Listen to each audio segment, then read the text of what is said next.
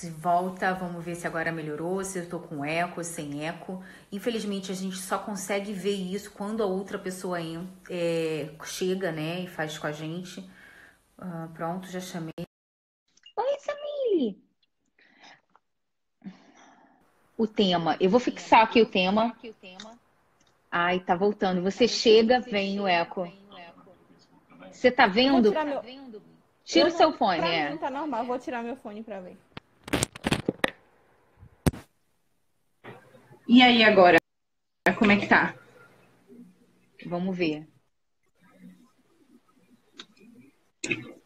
Eu acho que se as duas usarem fone não fica bom. Eu acho que é isso. Ai, Teve um pode probleminha ser. desse outra vez. Ah, o seu agora tá perfeito também pra mim. Ficou até melhor agora sem fone pra mim também. Ouvir você. Pronto. Olha, a galera tá querendo perguntar qual é o tema. Eu vou aqui deixar fixo o tema compulsão alimentar, tá? E eu vou deixar a Laís se apresentar. E fala aí, Laís, se apresente.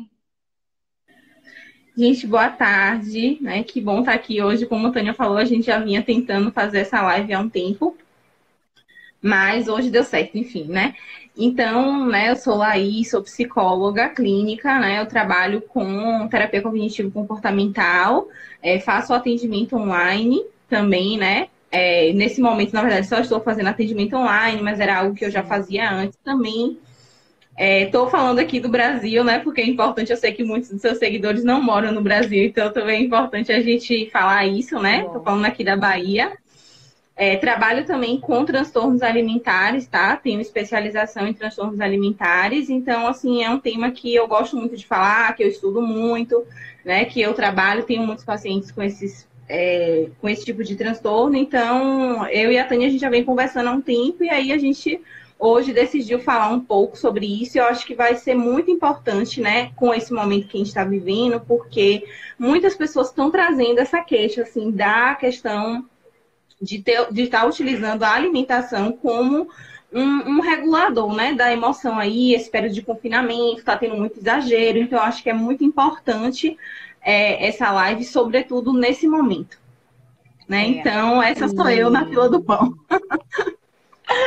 Então, a Laís, olha só, eu já recomendo o trabalho da Laís há alguns anos, sem ela saber. Sem ela me conhecer, sem ela saber da minha existência. Já tem, sei lá, uns 2, 3 anos que um amigo aqui da Noruega falou muito bem dela. E aí uma outra amiga minha aqui precisou de uma assistência, de um suporte psicológico. E eu recomendei a Laís. E foi só elogios quanto a Laís também. Teve uma mudança de vida assim, sensacional. Foi muito legal, realmente, o trabalho dela, né? Então, assim, é uma pessoa que eu tenho muita intimidade e que realmente eu vi assim, uau, a Laís realmente é maravilhosa. E aí eu fui entrar em contato, eu fui indicar a Laís para mais pessoas e eu fui falar para ela, né? Peraí, por que esse povo não pega, né? De onde que vem? E aí eu fui conversar com a Laís, trocar uma ideia, conversar com ela sobre. Eu terminei a minha especialização também em transtornos alimentares. Vou fazer a prova, por isso que eu não posso me intitular especialista ainda, porque eu não fiz a prova, então temos que ter cuidado com isso. Mas já paguei as Com matérias certeza. todas bonitinhas, né? E aí eu fui conversar, trocar ideias com a Laís e fui perguntar justamente qual era a linha dela, né? Porque, gente, a psicologia ela tem várias linhas, tem vários segmentos, né? Então tem a psicanálise, tem a psicologia positiva e para transtornos alimentares já é consenso que a psicologia comportamental cognitiva tem resultados melhores, terapêuticos para esse tipo de público. E aí, quando eu fui conversar com ela, ela me contou que era especialista no assunto, né, de transtornos alimentares, e a gente trocou ideias, e a gente estava assim super alinhada, né, super alinhadas, sem nunca termos nos conhecidos. Então, assim, foi muito legal. E eu quero te perguntar, começar o nosso papo, que muita gente quer saber, quer falar sobre isso, é justamente sobre a questão do diagnóstico de compulsão alimentar e diferenciar isso, né? O comer demais, o comer fora de hora, ou até um comer, né, por impulso, por distração, por tédio e tudo mais, porque, enfim, por alguma falha na força de vontade. Enfim, vamos diferenciar isso, que eu acho que é o maior engano, que está todo mundo se autodiagnosticando compulsivo alimentar, sem entender a seriedade que esse diagnóstico engloba e o que é realmente a compulsão alimentar. Então, eu queria que você já começasse aí chutando a porta, dizendo para a gente, colocando os pingos nos is. Ótimo, Tânia. Eu também acho super importante a gente começar por isso, porque realmente é muito comum as pessoas já estarem falando, eu tenho compulsão alimentar. E eu gosto sempre de começar, né, esclarecendo isso e perguntando o que é que a pessoa está chamando de compulsão alimentar, né? Porque eu acho que a internet, ela trouxe muito essa questão da psicoeducação. Isso é muito maravilhoso, né? As pessoas poderem conhecer, entender o que está acontecendo com elas, mas a gente também tem que ter o cuidado de não achar que dá para fazer diagnóstico no Google, que a gente lê um sintoma e aí a gente vai se identificando, né?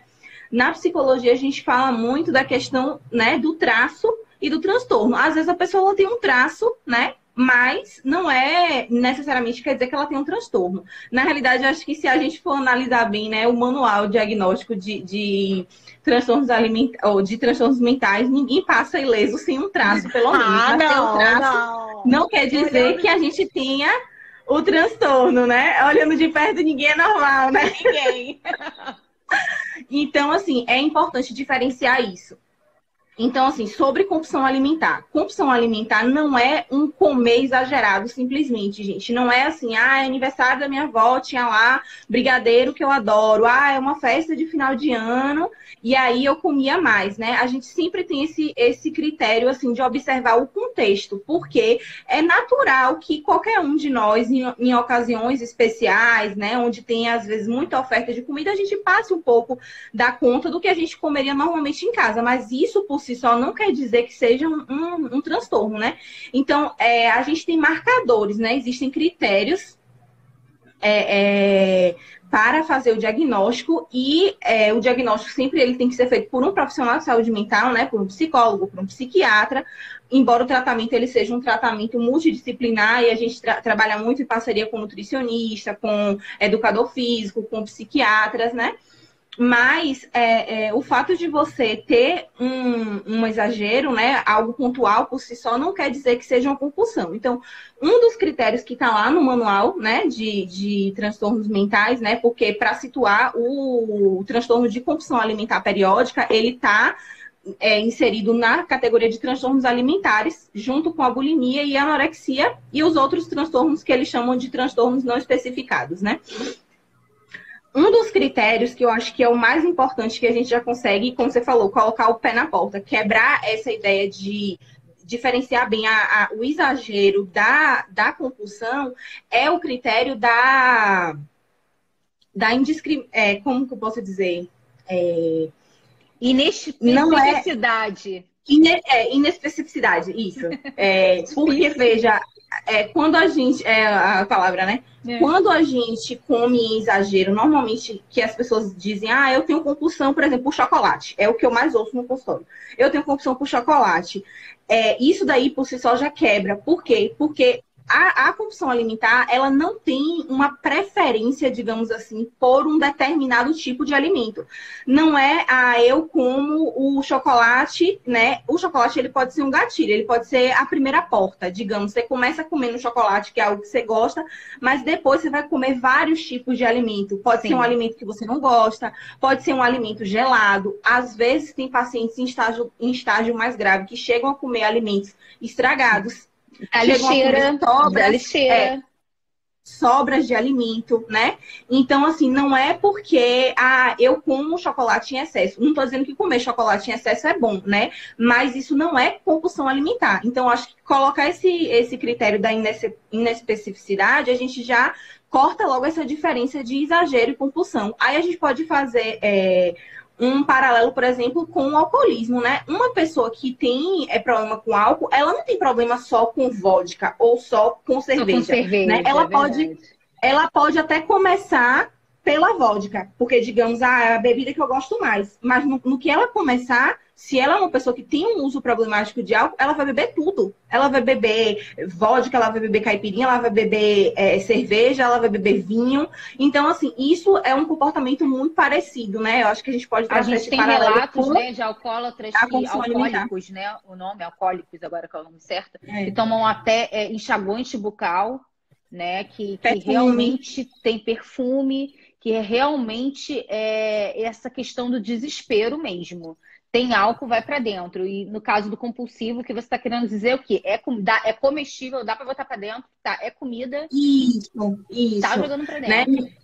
Não é assim, eu cheguei numa festa, tinha muito chocolate, tinha muito brigadeiro, eu comi muito porque eu adoro isso, comi além do que eu comeria numa condição normal, por exemplo, mas daí eu parei, né? Então, assim, uma das coisas que a gente marca muito é isso, essa questão de que não tem uma preferência, né? Não é a preferência por alimentos gordurosos, por alimentos doces. Inclusive, é muito comum os pacientes falarem assim, eu nem gosto tanto de doce, mas eu comi muito doce no episódio, porque, né, começou e a pessoa ela não se dá conta, né? Tem muita relação com a questão do controle do impulso mesmo, né? Então, até alguns teóricos falam que é mais um transtorno de controle de impulso, né? Mas como envolve uma questão da ingesta alimentar, a gente, né, trabalha mais como transtorno alimentar mesmo. Então, categorizou isso.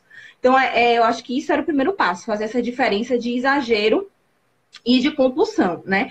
E a gente precisa observar essa questão, sempre observando, sempre analisando, assim, as referências, né? Por exemplo, o que é que a gente está chamando de exagero, né? Assim, o que é que uma pessoa da sua idade, do seu peso, né? Do seu gênero, que a gente sabe que normalmente, né? Tem uma diferença da quantidade que um homem come, a mulher, a criança, o adulto, comeria nessa condição, né? Então, assim, você sempre tem que estar olhando também esses parâmetros, porque daí você consegue ter uma noção de que você realmente está comendo muito acima do que uma pessoa comeria naquela mesma situação, né? Então, acho que explicar isso, que é diferente. Então, assim, tem muitas pessoas que estão se autodiagnosticando, como o Tânia falou, e alguém também comentou que muitos perfis usam isso, né? Sim, muitas pessoas usam isso de má fé para atrair, né? Pra E ganhar também empatia, usa por desconhecimento, né? Por desconhecimento também, de achar que é isso aí mesmo e tal. E porque acho que a gente também acabou fazendo essa associação com assim, o termo, né? Compulsão. Tipo assim, se eu tô comendo muito, isso é uma compulsão. Só que não é necessariamente o transtorno, né? Então a gente precisa observar isso. Normalmente, esses exageros mais pontuais, em uma festa de final de ano, em um dia ou outro, todo mundo faz. Isso é completamente normal. Mas, quando a gente percebe também pessoas que estão com esse comportamento muito frequente, né? Pessoas que têm frases como assim, eu estava triste, aí eu decidi comer. Né? Eu estava feliz, eu decidi comer. Eu estava deprimida, eu decidi comer. Eu perdi meu emprego, eu decidi comer. Eu estava ansioso. É diferente. Normalmente, né? É diferente, mas aí a gente também está falando de um problema. Não chega a ser um transtorno, mas a gente está usando o termo agora comer transtornado, né? Que é quando você usa o alimento como uma forma de regular a emoção. Então a gente sabe que é disfuncional, precisa de tratamento também. Tem tratamento, né? Precisa de avaliação. Eu vim trazer um comer transtornado diferente para você, que eu descobri essa semana, que existe. Me conte. Eu atendi uma pessoa que ela come não para descontar os problemas, mas se ela estiver relaxada, se ela estiver muito bem, aí pronto. Eu sei que existe isso, mas foi a primeira vez que veio isso para mim, assim, qual é o seu gatilho? O que é? Qual é essa situação? E que ambiente? Como é que você tá? É sob estresse, não sei o quê? Não, quando tá tudo bem, aí eu vou e... Então, como que o ser humano é diferente, né? Como que às vezes a gente também tem que levar em consideração a questão da individualidade. A gente está trazendo aqui as linhas, né? Mas a gente tem vários critérios, gente. Quando a gente vai ver a questão de transtornos, né, psicológicos, psiquiátricos, mentais, vamos dizer assim, a gente tem vários critérios. Então, tem critério A, critério B, são vários os critérios. Então, conforme você vai caindo neles, a gente vai e fecha o diagnóstico.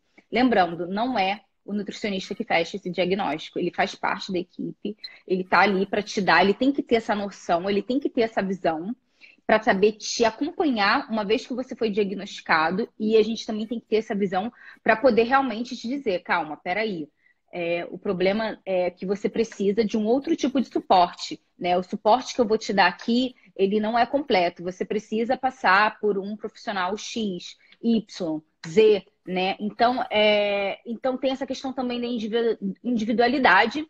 E as pessoas tendem a achar que, tipo assim, ah, não, mas no meu caso é diferente. Eu trouxe aqui esse pontinho fora da curva, que eu sei que você já deve ter visto várias vezes, mas para mim foi assim, foi a primeira vez que eu vi assim, ó, uma coisa assim tão pontual, sabe? Aí quando tudo vai bem, eu falei, poxa, quando tudo vai bem. Eu acho que faz parte do comer, né? O comemorar já vem comer no início, né? Mas são vários os critérios, então geralmente é um conjunto de coisas. E a Laís vai falar pra gente aqui quais são alguns dos critérios. Mas a gente tem que fazer essa distinção, porque isso vai fazer toda a diferença na hora da gente pedir ajuda. Porque alguém escreveu aqui, tem a questão da medicação, por exemplo. Algumas pessoas vão precisar de medicação. E tudo bem fazer isso, desde que seja com um profissional sério, te acompanhando. Você esteja levando tudo certinho, direitinho. Continua falando aí do comer transtornado, e depois a gente vai entrando nesses temas então, de critérios. Era mais para situar mesmo, né? Que quando existe essa relação conflituosa com a alimentação, a gente tem que chamar, e que não tem presença de transtorno, quando não consegue enquadrar em nenhum transtorno, né? Não cai lá nos critérios, como você falou, a gente tem chamado de comer transtornado, né? Que também é algo que precisa de acompanhamento, que precisa de auxílio, né? E a gente trabalha muito em parceria com nutricionista e tudo mais, né, sobre essa questão. Aí, como você falou, né, algumas pessoas também falaram aqui sobre a questão, eu tô lendo, mas é rápido, às vezes não consigo pegar, sobre o tédio. Então, eu vi umas 3 pessoas falando assim, quando eu tô sem fazer nada, quando eu tô sozinha, né, quando meu marido sai, meus filhos saem, algo assim que apareceu. Então, assim, gente, o tédio, né, isso pode ser até o que a gente pode chamar de gatilho mesmo, pode ser um disparador, né, mas isso não quer dizer necessariamente também que seja um quadro de compulsão. É importante dizer isso, né? Que, sim, totalmente diferente de beliscar toda hora, eu vou falar sobre isso. Porque eu estou com tédio, eu vou lá e como. A gente precisa observar, porque um dos critérios, para vocês entenderem um pouco, é uma delimitação temporal, né? Então, que eu acho que já vou responder as 2 perguntas. O transtorno alimentar o transtorno de compulsão alimentar, ele não é você passar o dia inteiro se excedendo, né? Ou não é, assim, uma refeição mais pontual. Ele tem uma delimitação que o manual vai dizer lá que é no máximo 2 horas, né? Mas ele tem um período para começar, né? Ele começa e termina. Então, assim, uma pessoa que passa o dia inteiro beliscando, possivelmente, ela não vai se enquadrar nisso, né? Porque são vários episódios de beliscar, né? Então, não é que é naquele momento, né? Normalmente, o que é que vai caracterizar um episódio, né? Ele é delimitado no tempo, então ele vai durar até 2 horas. Às vezes, ele vai começar em um lugar e vai terminar em outro, né? Então, às vezes, tem pessoas que falam isso.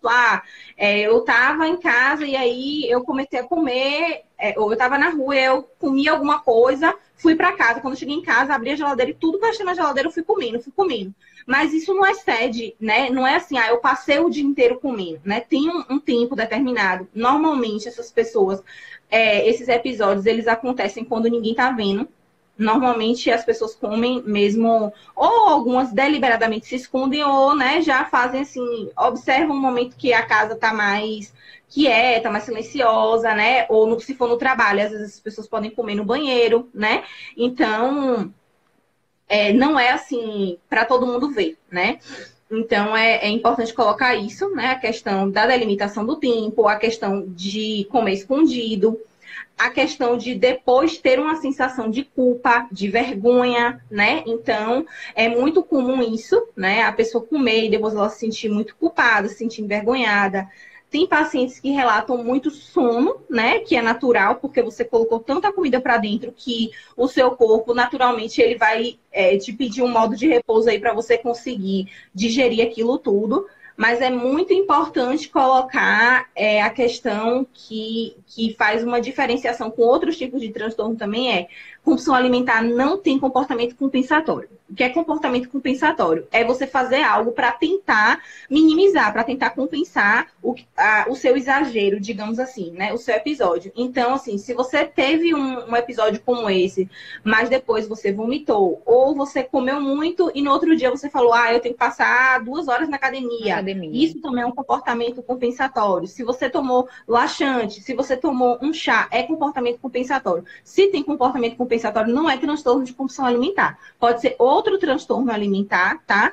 E pode ser algum outro transtorno mental que tenha, né, como comorbidade um transtorno alimentar. Mas isso é um diagnóstico diferencial, inclusive, da bulimia, porque na bulimia tem muitos comportamentos parecidos com o da compulsão alimentar, e daí da outra live. Não me perguntem sobre bulimia agora, por favor. Né? Não, você já está convidada para a live da bulimia, pronto. Então tá resolvido, né? E assim, não é um diagnóstico, um critério que a gente usa para fazer diagnóstico diferencial. Quando tem comportamento compensatório, não necessariamente é bulimia, mas de certo não é compulsão alimentar, né? Então, assim, falar que não tem especificidade, falei dos critérios, né, da alimentação do tempo, de sentir vergonha, de se sentir cheio, assim, sentir desconfortavelmente cheio. Às vezes tem pacientes que relatam que têm dificuldade para caminhar, que sentem assim, não que provocaram, mas que podem sentir um refluxo, podem sentir ânsia de vômito, porque você comeu muito mesmo, pela quantidade. Você colocou muito alimento. Exatamente, que além do que o seu estômago poderia suportar. Então, é uma sensação de transbordar mesmo. Então, é importante também falar, porque assim, pode acontecer um vômito, mas não um vômito provocado. Pode acontecer um vômito, assim, no sentido de o seu corpo mesmo expulsar, porque foi tanta comida que aí o corpo, né, não aceitou bem. Então, exatamente, essa sensação de estar lotado, tô estufado, assim, tô pesada, não tô conseguindo, né, me locomover direito, eu não consigo deitar, né? Então, assim, se tiver vômito, a gente tem que fazer muito essa análise de se esse vômito ele foi provocado de alguma forma ou se foi um vômito porque o corpo realmente transbordou. Gente, então, peraí, vou parar essa live rapidinho. Gente, eu fiz uma cara aqui estranha porque meu marido quase perdeu a canela ali na mesa. E uma coisa, vim parar a live para outra coisa. Gente, quem tá gostando da live, tá achando o conteúdo legal, interessante, clica aqui no aviãozinho e manda para alguém, que aí depois essa pessoa assiste, para ela aprender um pouquinho mais sobre isso. Às vezes é alguém que você conhece, que está precisando de ajuda, que está às vezes achando que está dentro de um processo de compulsão alimentar e na verdade tá em outro lugar, está se enquadrando em outra coisa. Então, pega aí o aviãozinho e compartilha aí essa live aí, caso você acha que alguém tá precisando entender sobre isso, descobrir mais sobre isso, tá? Era só isso, tá, gente? Verdade. Foi ótimo. Você fez isso, eu aproveitei para dar uma pescada aqui, que às vezes eu me perco e posso esquecer de falar algo importante. Então, uma outra coisa que é bem importante falar é dessa sensação de perda de controle, né? Que é muito comum o paciente relatar que ele começou, que é muito típico mesmo, né? Do impulso, né? Da compulsão, assim, de você ter essa percepção de que você não domina, de que você não dá conta de você, né? Então, assim, eu comecei e não sei parar, eu não consigo parar, eu tenho a sensação de que eu não posso, que é algo também muito comum, né, que pessoas que têm uso problemático de álcool relatam, né, então, por muito tempo, inclusive, né, o tratamento, né, era muito assim, e a gente até pode trazer isso um pouco para a compulsão, assim, mais um dia, né, assim, hoje, porque é um tratamento muito, né, aos poucos, e claro que a gente precisa colocar aqui também a questão da cura, tá, gente? Não assustar, mas assim, transtorno alimentar, como nenhum transtorno mental, não tem cura. Então, assim, eu gosto muito de ser muito direta, logo e transparente, porque as pessoas, elas têm essa perspectiva. De que quando a gente trata precocemente, de forma adequada, com profissionais adequados, se necessário, se o profissional avaliar que precisa de medicação, vai tomar também. Como a Tânia falou, não tem problema nenhum em fazer uso de medicação, desde que seja, né, acompanhado por um profissional. Mas a gente precisa falar que não tem cura. Quando a gente faz o tratamento totalmente adequado, um tratamento precoce, né, a gente consegue uma remissão de sintomas, a pessoa consegue manter uma qualidade de vida muito boa, mas é algo que quem teve sempre vai ter que estar com a luzinha de alerta lá no fundo, assim, porque em algum momento isso pode acontecer, né, de ter uma recaída, pode acontecer alguma situação mais pontual, mas não quer dizer que você não possa viver, que não tem jeito, já era, então que eu vou deixar para lá. Não, a gente tem taxas assim de melhoras significativas, né? Mas é claro que a gente precisa usar da transparência e falar sobre essa questão de não ter a cura, mas de ter ótimos resultados. Então, como eu falei, tem muito essa sensação da perda de controle e algo que é muito comum também dos pacientes trazerem é assim, por ser algo tão rápido às vezes, tão impulsivo, muitas vezes a pessoa está fazendo escondido, eles falam muito de não lembrar o que comeu, né? Então, às vezes, come de uma forma muito rápida, né? Muito voraz, digamos assim, né? No sentido mesmo de tentar ser rápido, consumir, ingerir a maior quantidade de alimento possível, e às vezes as pessoas não lembram, né? Então, isso também, quando o paciente fala assim, quando eu pergunto, mas o que foi que você comeu mesmo? Até para poder identificar, assim, para ter uma noção da quantidade, para ver se foi um exagero, se foi a pessoa às vezes falar, eu não lembro, não consigo lembrar, eu não sei, eu sei que eu abri a geladeira e tudo que eu achei eu fui pegando, fui comendo. Então, isso daí já é geralmente um indício de que pode sim ter aí uma compulsão. Alguém falou sobre aprender a controlar os desejos, algo assim, que sobe tão rápido. A controlar. A gente aprende a controlar o desejo, a identificar os gatilhos, né? Apesar, gente, que isso é bem complicado. Geralmente, o compulsivo alimentar, ele não consegue correlacionar, não é sempre, né? Eu não sei qual é essa prática clínica. Tem essa certa dificuldade de correlacionar, por exemplo, fato, episódios. É uma coisa assim, do nada, e vem a perda de controle e pá! É como se fosse você ser abduzido por OVNIs. Quando você viu, já tá lá. Pum. Né? Então, tem essa questão.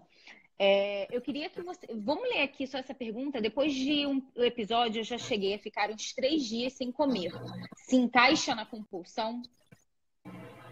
Então, é muito difícil dizer dessa forma, porque aí a gente precisa de uma avaliação mais específica, né, do caso. Mas aí a gente precisa saber, assim, esses 3 dias que ficou, por exemplo, ficou sem comer deliberadamente, você escolheu ficar sem comer como uma forma de compensar, por exemplo, ou você ficou sem comer porque você passou mal, às vezes tem paciente que tem, né, problema gastrointestinal depois de um episódio, então tem diarreia, faz vômito mesmo porque transbordou, como a gente falou. Então, assim, tem que avaliar. Isso por si só não é o suficiente para eu te dizer, né, que é ou não. Pode ser um indicativo, né?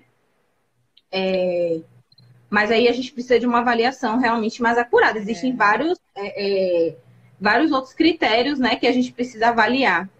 E tem muito também, assim, essa questão, Tânia, que você falou. Às vezes as pessoas elas têm dificuldade. E tem muito essa impressão de que, foi do nada, né?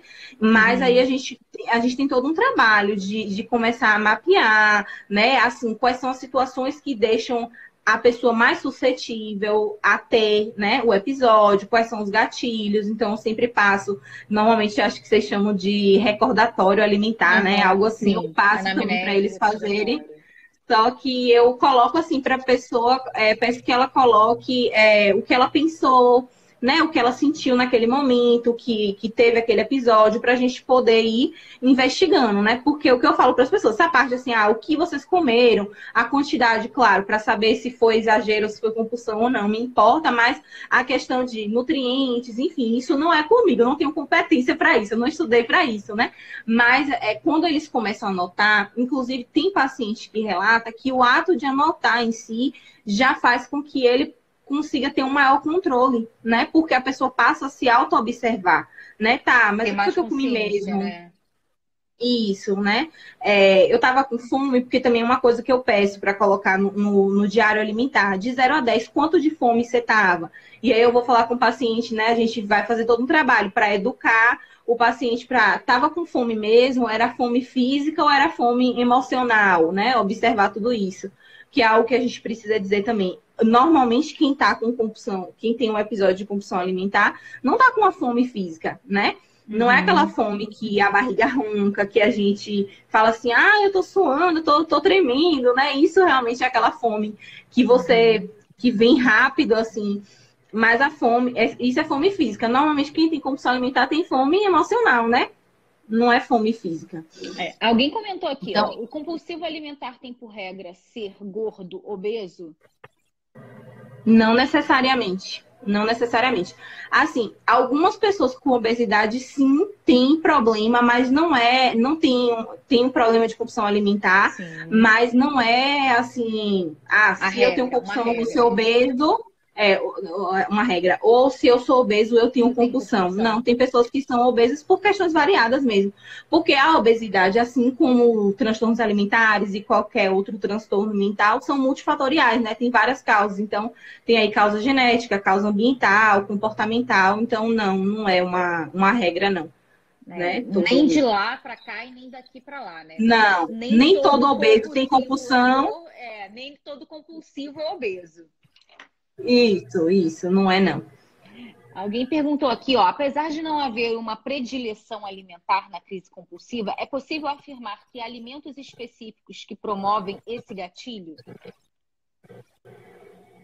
Olha, não a gente não trabalha com, assim, nada é possível afirmar. O que a gente pode dizer é, você pode começar, sim, com um alimento que seja da sua preferência, né? Então, às vezes, a pessoa fala, eu gosto muito de chocolate, e aí a pessoa até fala assim, eu sou compulsiva por chocolate. Mas quando a gente vai ver, diante de tudo que ela comeu no episódio, o chocolate foi o mínimo, né? Às vezes foi o que ela comeu em menor quantidade. Então, é possível, sim, começar por um tipo de alimento que seja da sua preferência, mas não necessariamente, né?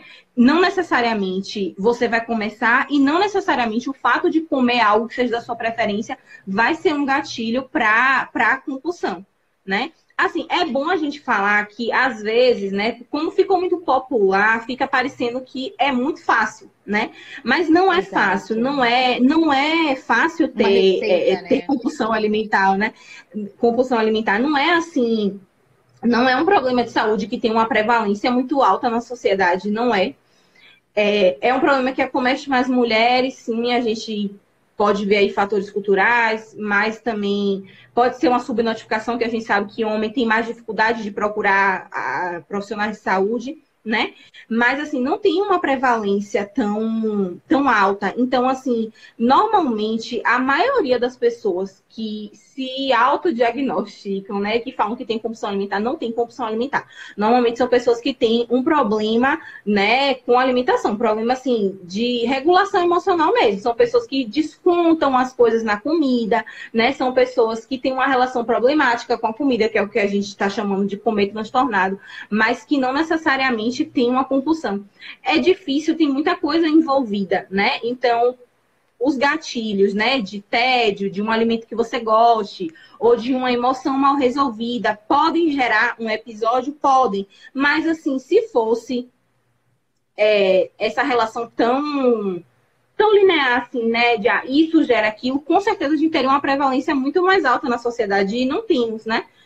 Como também acho que é até algo que Tânia pode passar muito, assim, às vezes tem algumas pessoas, alguns perfis que eu vejo também usando muito a questão de falar assim, toda restrição gera compulsão, né? Eu não gosto quando eu vejo isso. E isso é muito negativo, né? Uma desinformação, na verdade.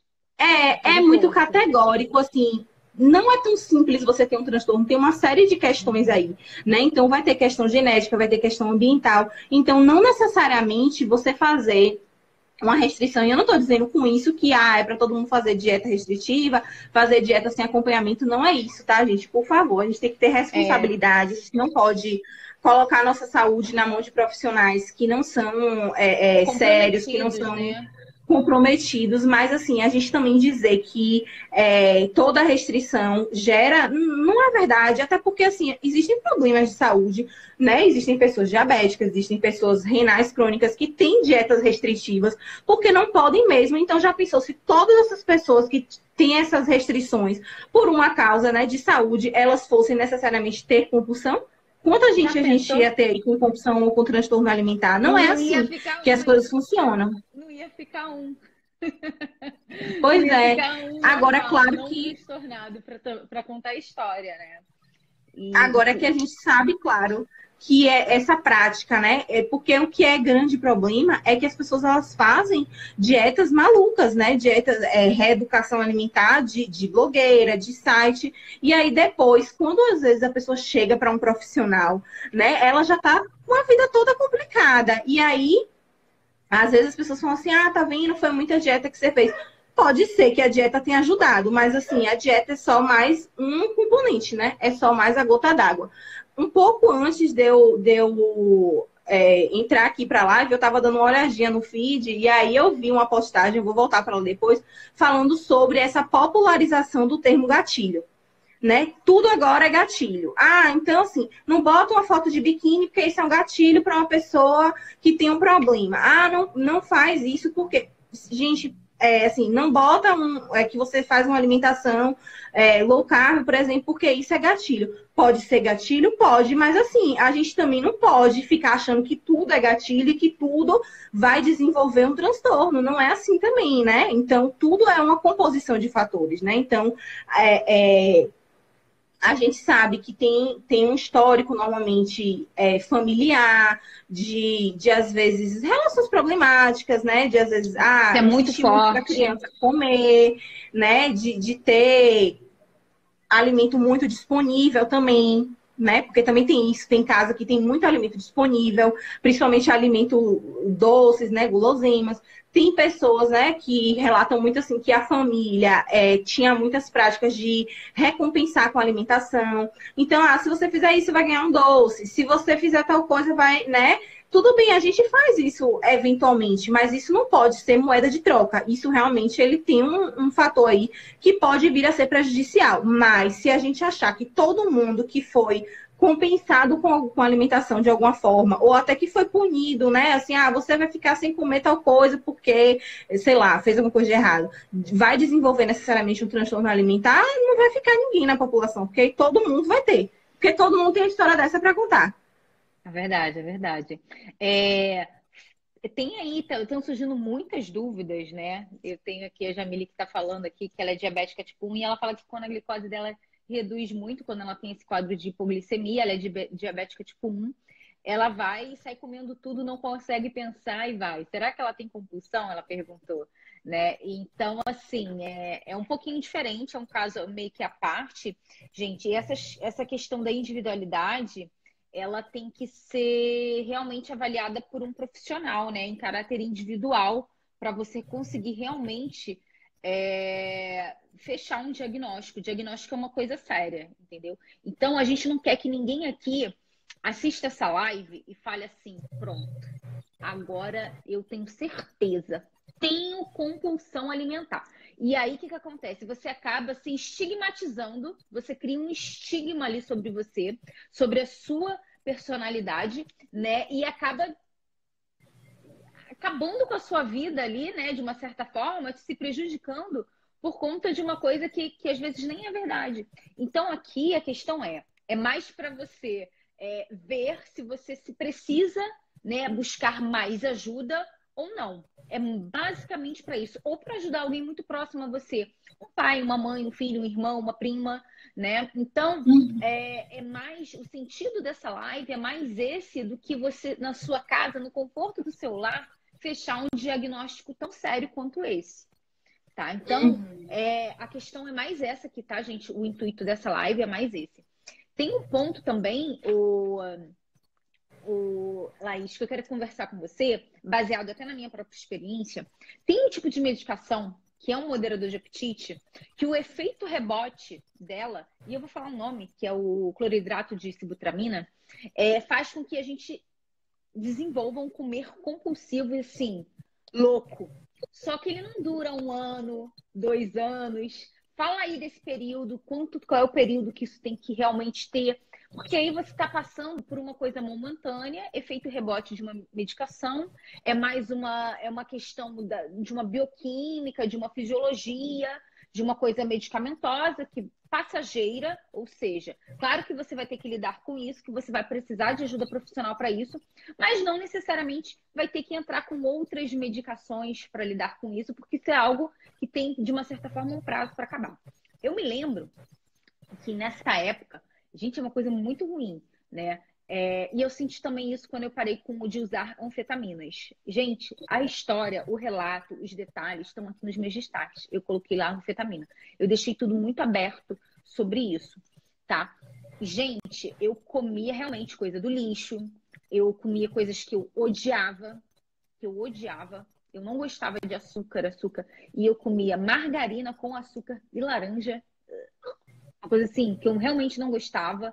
Era um comer mesmo até passar mal, tinha culpa envolvida, tinha tudo isso envolvido. Só que foi uma coisa que passou, né? Por conta, quando eu fui começando a regular de novo, voltando para o meu normal, sem a medicação, isso aí foi sanado, né? Então, eu queria que você dissesse sobre tempo, queria que você falasse também sobre os graus, né? Que existem graus de compulsão alimentar, então nem todo mundo tá ali, né, igual, não tem uma coisa assim, né, não é uma caixinha só da compulsão alimentar, tá? Alguém pediu aqui para depois salvar a live no IGTV Sim, se a live permitir, eu vou fazer de tudo para colocar no YouTube também, que eu acho que é muito importante. Se eu não conseguir colocar no YouTube, Laís, vamos fazer uma live no YouTube, porque isso tem que realmente ficar, né, à disposição do maior número de pessoas possíveis, não só meus seguidores aqui.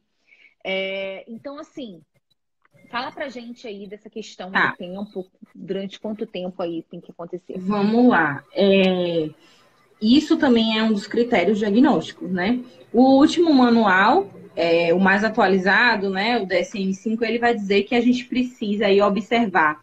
Tem que ter pelo menos um episódio por semana, num período de 3 meses, né? Então, assim, não é algo que, de repente eu tive um problema no trabalho, ou esse período de quarentena, tô mais ansiosa, enfim, comia mais e isso já fecha, né? Então, a gente tem que observar isso. Alguns autores também vão dizer 2 episódios por semana num período de 6 meses, né? Que aí a gente dobra. Seria espaçar mais um tempo para poder fechar o diagnóstico, mas eu acredito que com 3 meses, quando a gente tem quando a gente tem os sintomas assim muito claros, que aí depende muito de caso a caso. Tem pessoas que realmente, com 3 meses, já fica muito claro, né? Os sintomas ali você consegue fechar, outras não. Precisa de mais tempo.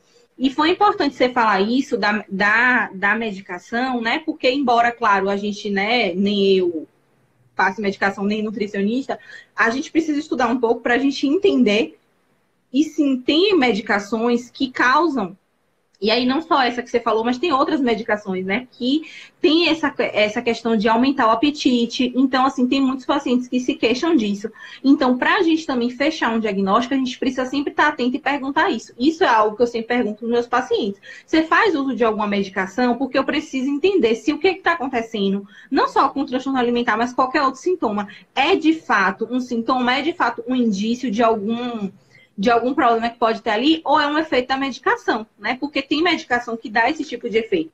E aí, quando é efeito da medicação, quando o paciente está se queixando muito, que está com o apetite muito desregulado, e a gente, né, acaba avaliando. Normalmente eu gosto de fazer contato com o psiquiatra. Aí a gente tenta substituição, né? Foi importante falar sobre isso, e também, como você falou no começo, as pessoas têm muito preconceito ainda com medicação, né? Gente, as medicações, elas não são mais como as medicações de antigamente, que realmente eram medicações muito fortes, que tinham efeitos, né, muito ruins. Então, normalmente, as pessoas acham que... E até é importante falar isso hoje é dia 18 de maio, né? Dia da luta antimanicomial aqui no Brasil, né? Dia nacional. As pessoas têm muito aquela visão do paciente que faz uso de medicação psiquiátrica como aquele paciente de antigamente que usava barbitúrico, que ficava babando, que tinha uma série de, né? Que tinha... não é contorções que fala, mas tipo, ficava com os membros meio travados. Mas hoje em dia, não. As medicações de hoje em dia, elas são muito mais refinadas, elas são muito... tem muito menos efeitos colaterais. Então, assim, não tem problema nenhum precisar de usar uma medicação. Isso não é uma vergonha, né, para ninguém. O problema é você usar uma medicação de qualquer jeito. É você pegar uma medicação que foi da sua vizinha, uma medicação que foi da sua mãe, né? Você comprar medicação sem receita. Isso sim é algo que não é bacana, que você pode estar gerando um problema para a sua saúde. Mas se você percebe que você né? tem... É muito complicado esse problema. E também tem outro problema, né? Além da automedicação. Tem muita gente que quer prescrever alta para você, que não é profissional da área de saúde, que faz uma live, que faz uma postagem te desestimulando a usar um medicamento que, na verdade, você precisa. Muitos medicamentos, principalmente, né, psicotrópicos, a gente vai precisar, sim, de passar por um desmame, né, por tem todo um processo. Então, muito cuidado, tanto com a automedicação, quanto com a retirada. Com a retirada abrupta, né, de medicamentos sem acompanhamento médico e sem indicação médica. Só fazer esse alerta que eu faço sempre, tá? Não, claro, é super importante, assim. Medicação, né? Eu sempre falo para os pacientes, medicação salva a vida, né? Do mesmo jeito que pode fazer muito mal se você não usar como tem que usar, se você não estiver bem acompanhado, pode, né, salvar a vida das pessoas. Então é isso, assim, tô percebendo que eu tomo, às vezes não é nem uma medicação psiquiátrica, mas às vezes até anticoncepcional, enfim, outro medicamento que você tome, algum hormônio por alguma necessidade, e você perceber qualquer relação com essa alimentação, ou você até ter essa dúvida, né? Você deve questionar o profissional que está te acompanhando.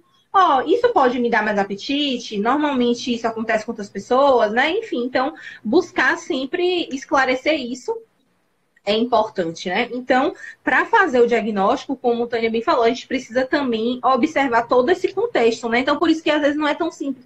Quando alguém pergunta e fala assim, nossa, mas que má vontade, ela não quer me dizer. Mas não é. É uma questão de responsabilidade, gente, né? A gente precisa analisar caso a caso, a gente precisa fazer uma série de...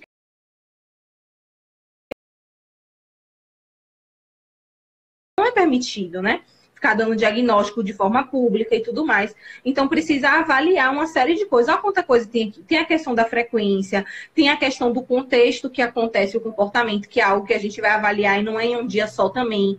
Para não ter a expectativa de, eu vou lá, vou consultar com um médico, vou consultar com um psicólogo, no primeiro dia já vou ter o diagnóstico. Não, não é assim, né? O diagnóstico é algo processual. Então, tem isso, observar se não tem... Isso, né? Medicação. Assim, que o profissional vai olhar para a cara dela, ela vai contar 2, 3 coisas e de uma forma muito rápida, muito assim, 1 mais 1 igual a 2. Sim. Ela vai ter ali o diagnóstico, gente, e realmente não é uma ciência exata, é uma coisa que realmente exige toda essa questão de levantamento de histórico, de contextualização e também de acompanhar a própria evolução, né, do paciente. Uhum. Sim, claro, né? Então, é importante observar isso, observar todo o contexto, se não tem nada, porque aí a gente vai descartando, né? Não foi a medicação, não é um outro problema, porque também, assim, tem outros problemas de saúde que podem gerar episódios pontuais, né? Que não vão continuar aí num período de tempo para caracterizar o transtorno de compulsão alimentar. Então, sempre observar isso, né? Eu acho que, assim, basicamente, tudo que eu pensei em falar, eu acho que eu atingi aqui. Alguém perguntou sobre se tem culpa, por que não tem comportamento compensatório, né? Não necessariamente o comportamento... não necessariamente o comportamento compensatório ele tem relação com a culpa, né? Pode ter. Normalmente tem culpa, né? Tem culpa, mas o que o paciente relata mais depois de uma compulsão é mais uma sensação de fracasso, de nojo de si mesmo, né? Então, assim, eu não consegui, né? Eu sou incapaz. Então, tem muito essa sensação de incapacidade. Agora, tem culpa também, claro, né? Tem culpa porque a pessoa, ela realmente, ela se acha incapaz de controlar aquele impulso, então ela se sente culpada, ela se sente o quê? Que fracassou naquilo. Mas isso não necessariamente, se você se sente culpado, você vai compensar, né? ou se você compensa é porque tem culpa, né? Normalmente, os comportamentos compensatórios que aparecem mais no transtorno da bulimia e da anorexia, eles estão muito mais relacionados com a questão corporal, com a questão da imagem corporal, né? Porque a pessoa, ela quer manter um corpo de uma determinada forma. Então, ela compensa para poder atingir esse objetivo dela. Porque qual é o objetivo? O objetivo é ficar magra, né? O objetivo é comer e não engordar. Isso não foi até boa essa pergunta, porque não aparece isso na compulsão alimentar, né? A pessoa, ela não tem essa preocupação, não é a primeira preocupação dela, a preocupação estética, né? De não engordar, de não mudar a aparência física, enfim. Mas é isso. Tem uma pergunta aqui que eu achei legal, Daily, que é a compulsão alimentar também está associada à bulimia ou vice-versa? Você comentou aqui, mas vamos gastar, a gente tem aqui uns pouquinhos minutos, vamos gastar aí 2 minutinhos para essa questão. Não, gente, são transtornos diferentes, né? É porque eles têm sintomas muito parecidos, né? Mas são transtornos diferentes, então não necessariamente, né? Não tem relação, não. Assim, tem bulimia, tem comportamento, não, né? São transtornos diferentes, são objetivos diferentes, né? Tem alguém mais aqui querendo falar alguma coisa, perguntar alguma coisa? Deixa eu ver se eu perdi aqui alguma coisa. Alguém comentou aqui sobre medicamentos, compulsão é muito triste. Eu faltei responder sobre o que você falou dos níveis, agora que eu lembrei. Dos graus, sim, dos graus. Foi importante, Tânia, falar isso, porque sim, gente, existem, né, graus, né? Então, a gente vai falar aí de um grau leve, de um grau moderado e de casos mais graves, né? Que, como Tânia falou, assim, de pessoas chegarem a comer coisas do lixo, a comer alimentos que estão estragados, né? Então, aí a gente já vai estar falando de um grau mais grave, né? Normalmente, quando a pessoa ela começa a perceber que tem um comportamento aí um pouco disfuncional com a alimentação e ela já busca uma ajuda, a gente não evolui para um quadro mais grave, né? Mas sim tem graus. Mais alguma coisa que você queira falar sobre compulsão? Qual uma pergunta assim muito... Fala pra gente, né? Quero saber. Tem alguma coisa que a pessoa tem que estar... O que ela pode esperar do psicólogo dentro do tratamento para compulsão alimentar? Vamos fechar com essa, já que a gente tem 4 minutinhos.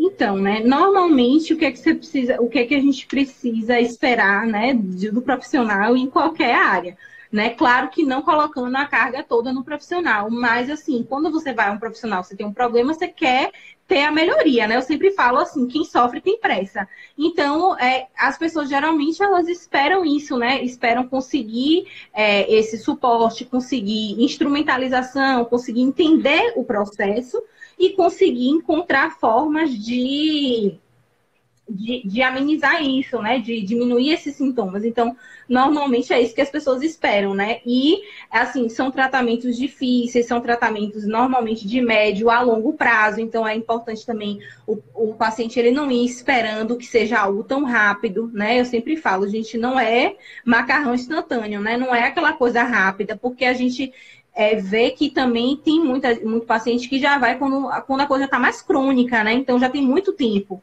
Então, quando a pessoa começa a falar e ela vê, às vezes tem 5, 6, 7 anos que a pessoa vive com aquilo, aí também chegar e achar que em 1 mês vai dar conta, em 2 meses, não vai dar conta, né? Isso não quer dizer que você não possa melhorar, ou isso não quer dizer que o profissional seja ruim, isso quer dizer que você construiu essa relação ao longo de um tempo e que para desconstruir a gente precisa de tempo também, a gente precisa muitas vezes, é um tratamento de tentativa e erro, existem protocolos, existem, mas não serve a todo mundo. Às vezes o que funciona para mim não funciona para Tânia, então às vezes eu vou lá, aplico algo em uma pessoa que, né, deu super certo, quando chega outro paciente ela fala, isso para mim não dá certo, eu não consigo fazer diário, então aí a gente vai buscar o quê? Novas formas de estar trabalhando, de estar, né, levantando outras possibilidades. Quando tem uma necessidade também do tratamento medicamentoso, a gente sabe que uma medicação psiquiátrica ela não funciona como um antitérmico, por exemplo. Eu tô com febre, tomei na mesma hora, sei lá, 1 hora depois, minha febre baixou. Esse medicamento ele precisa de um tempo para agir,